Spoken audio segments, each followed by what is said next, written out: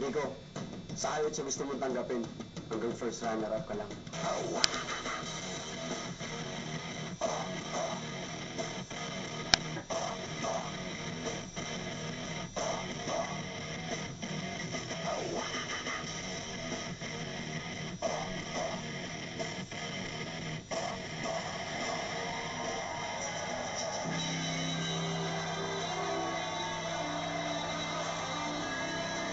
Ladies and gentlemen, here comes the Jaguar, Jordan Herrera.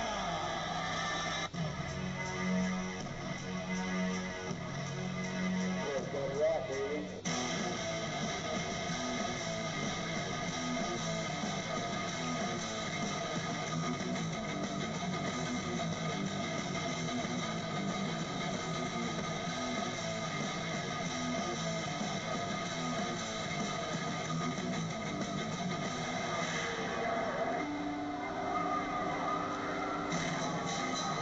Here he comes, the truth behind the booth, Rico Robles. Rico Robles, the truth behind the truth. Ang tawag sa sarili niya at pinakilala niya ang version niya ng katotohanan ng sarili niya sina Rico the Saint Barrera by referee stop. Contest due to the compulsory count limit at si Michael Roy, Wolverine Hornales on points. Alright mga kaibigan natin mo ang dalawang maglalaban ngayon si Rico Robles, sabi niya pwedeng kaliwa, pwedeng kanan. Wala din si Rico Robles ang southpaw, ambidextrous naman. Alright mga kaibigan, nasa nagpapanarin sa inyong muli mga kaibigan ang supervision ng Amateur Boxing Association of the Philippines sa lahat po ng ating mga alituntunin. At siyempre pa, meron po tayong weigh-in sa umaga ng araw mismo ng laban at siyempre pa yung pong mga gear na sinusunod po nila, standard po lahat yan sa amateur boxing.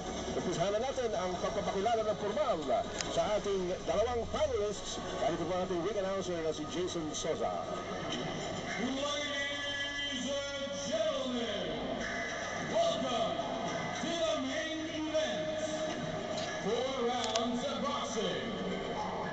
Here are our fighters for tonight. In the blue corner, wearing blue headguard, blue trunks, with white stripes, blue singlet, and weighing at 152 pounds, the Jaguar, Jordan Herrera.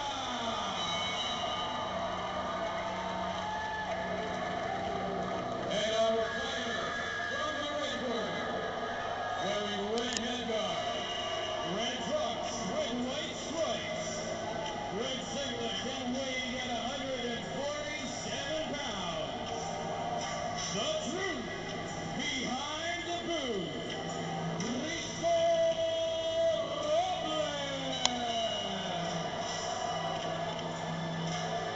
Our officials for this fight from the Amateur Boxing Association of the Philippines. Ring physician, Dr. William Garini. The jury, Jesus San Esteban and Mario De Pia. The judges, Mark Avalos, Billy Romero, Rolando Jose, Alan Flores, and Boyle Buse. And the man in the middle, IBA accredited, international referee judge, Rogelio Fortaleza.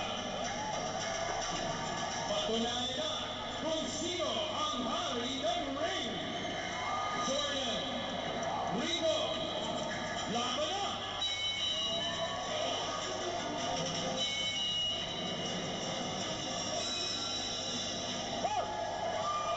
Start of the first round of the finals of Pinoy Mano-Mano. At syempre ba, TM, Sulit Text 10, 10 pesos lang. May 75 TM to TM text ka na. Lipat na sa TM.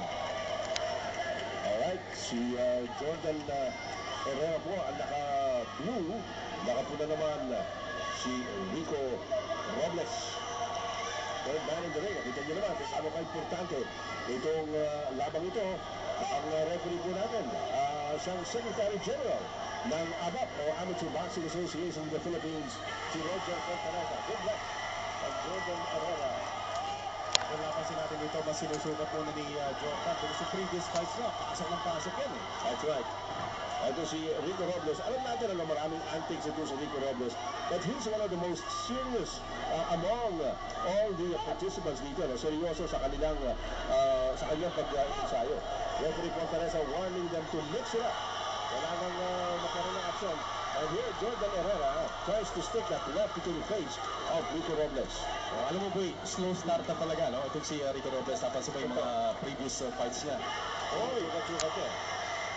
And that is ruled as a slip by... Dulas. Malinaw na dulas. And also si Rico Robles, aminado na ito sa slip.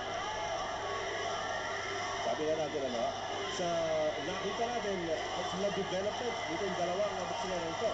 As Robles backtracks, malaki improvement dito po sa dalawang nagtutunggating ito sapagkat mahaba na yung panahon ng kanilang pag-iensayo. Totoo. Nakita mo ba yung huli suntok ni Jordan na Yes, mukhang na ulo. Oo. Pero tumama rin kanina si Robles sa Tumama rin. right straight. Kumakounter si Rico Robles at this point. Ano, ang kanyang magiging plano yata rito ay papasukin itong si Jordan Herrera na naka-asul at siya naman ang ka-counter. Well, I think itong si Jordan is adapting sa style itong si Robles. Cerebral fighter kasi itong si Rico Robles. So, inuutakan niya rin. Hindi siya pasok ng pasok. Alright. Nakita natin